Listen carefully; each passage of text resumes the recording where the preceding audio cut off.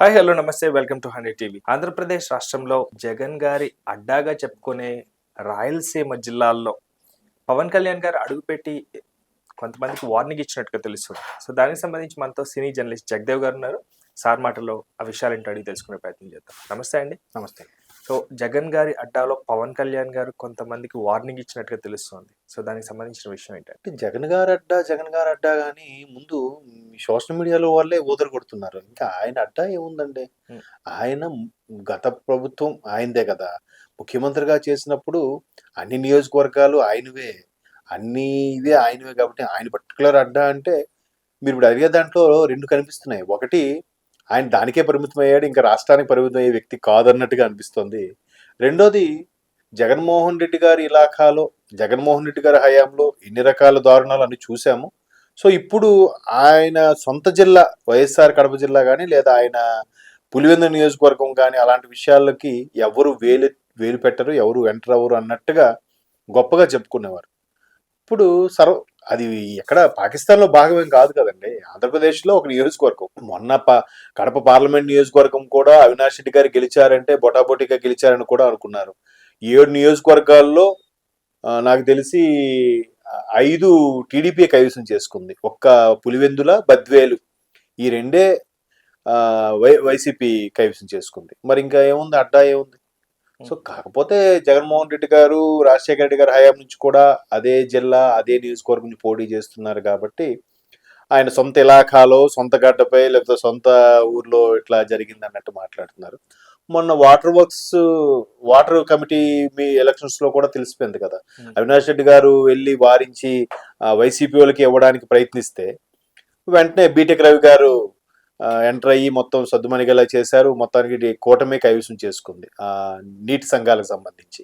So ఇట్లా చాలా జరిగాయి. ఎప్పుడైతే అవినాష్ రెడ్డి గారికి వ్యతిరేకంగా సొంత కజిన్స్ షర్మిల గారు కానీ లేదా డాక్టర్ ఆమె పేరు ఏంటి మర్చిపోయాను, సో ఆవిడ కానీ వివేకానంద గారి అమ్మాయి వాళ్ళిద్దరు కూడా యాంటీగా క్యాన్వాసింగ్ చేయడము, అక్కడే విజయమ్మ గారు కూడా ఒక వీడియో రిలీజ్ చేయడము, అక్కడే యాక్చువల్గా ఓడిపోవాల్సిన ఇది బట్ మొత్తానికి ఏదో విధంగా బొటాబొటిగా గెలవడం జరిగింది.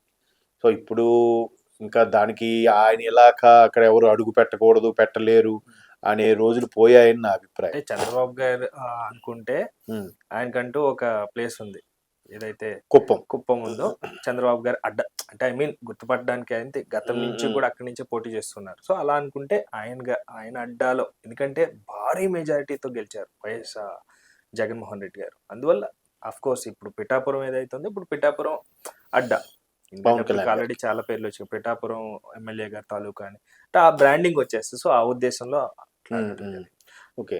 సో అలాంటి దీంట్లో ఇప్పుడు పవన్ కళ్యాణ్ గారు ఒక ఉప ముఖ్యమంత్రి డిప్యూటీ సీఎం హోదాలో వెళ్ళారంటే ఏదైతే కూటమి ప్రభుత్వం వచ్చినా కూడా ఇప్పటికీ కొంతమంది జిల్లా స్థాయి అధికారులు వైసీపీ కానీ వైసీపీ అప్పటి ప్రభుత్వ పెద్దలకు కానీ ఫేవర్గానే పనిచేస్తున్నారు. ఇంకా వాళ్ళకి కొంతమంది అయితే మరి పెద్ద పదజాలమే వాడారు, తొత్తులుగా ఇంకా వ్యవహరిస్తున్నారు అన్నట్టుగా.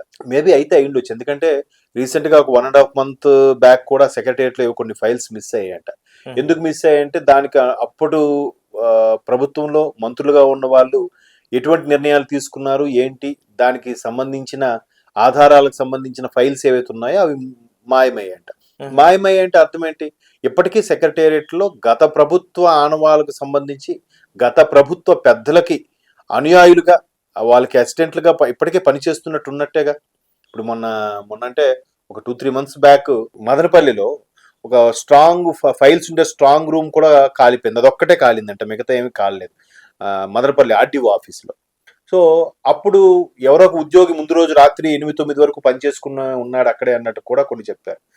సో ఇప్పటికీ గత ప్రభుత్వం వాళ్ళకి ఫేవర్గా చేసే వాళ్ళు ఉండబట్టే కదా అటువంటి ఫైల్స్ దగ్ధం అవడము, పర్టికులర్ గా దాన్ని ఏమంటారు ఆ ఒక్కరు ఛాంబర్లే కాలిపోవడం జరుగుతున్నాయంటే ఎక్కడైతే మెయిన్ ఉన్నాయో అవి మాత్రమే కాలిపోయి ఇట్లాంటివి. అదే అంటే ఈ ఇప్పుడున్న అధికారులు ఎవరో వాళ్ళకి ఫేవర్ గా ఉంటున్నారు కదా. సో అట్లాగా ఫేవర్ గా లేని వాళ్ళ మీద ఈ విషయాన్ని ఎందుకు చెప్తున్నానంటే అలాగే ఫేవర్ గా లేని వాళ్ళ మీద వీళ్ళు దౌర్జన్యం చేయడం, అటాక్ చేయడం గట్రా చేస్తున్నారు. ఇప్పటి నుంచే నిన్న కూడా మొన్న మాజీ మంత్రి రోజా గారు ఏమంటున్నారు, జగనన్న ఊహానలో కానీ కార్యకర్తలు సిద్ధంగా ఉన్నారు, టీడీపీని అదే పార్టీని నేలమట్టం చేసడానికి సిద్ధంగా ఉన్నారు. కాకపోతే జగనన్న మౌనం మీరు ఏరోలా అనుకుంటున్నారు. కార్యకర్తలు చాలా ఆవేశంగా ఉన్నారు. ప్రజలు కూడా తిరుగుబాటుకు సిద్ధంగా ఉన్నారు అని రెచ్చగొట్టే ధోరణిలో మాట్లాడుతున్నారు. మీ వెనక మేము ఉన్నాం, మీరు రెచ్చిపోండి, మేమేం చేస్తాం అన్నట్టుగానే ఉంది తప్ప అరే ఎందుకు సంయమనం పాటించారని చెప్పేలా లేదు. సో మేబీ ఆ దుండగులు ఎవరైతే దాడి చేశారో ఇప్పుడు ఆయన పరిస్థితి ఇబ్బందికరంగా ఉంది. ఎంపీడీఓది, మండల పరిషత్ డెవలప్మెంట్ ఆఫీసర్, అదే ఎండిఓ అంటారు, ఎంపీడీఓ అంటారు. సో ఆ ఎంపీడీఓ పరిస్థితి అలా ఉండడం, మరి ఇప్పుడు ఆయన ఏదైతే కాకినాడ పోర్టుకి వెళ్ళి ఆల్రెడీ అక్కడ స్థానికంగా ఉండే ఎమ్మెల్యే మీరు కూడా పట్టించుకోవాలని చెప్పడం, ఇప్పుడు ఇక్కడ కూడా ఏంటి అసలు ఏం జరుగుతుంది, ఇక్కడ అధికారులు ఏం చేస్తున్నారు, జిల్లా స్థాయి అధికారులు ఏం చేస్తున్నారు, ఆ ఎవరైతే దారుణంగా బిహేవ్ చేశారో వాళ్ళని అదుపులోకి తీసుకున్నారా లేదా అనే కోణంలో కూడా ఆయన కొద్దిగా గట్టిగానే చెప్పడం జరిగింది.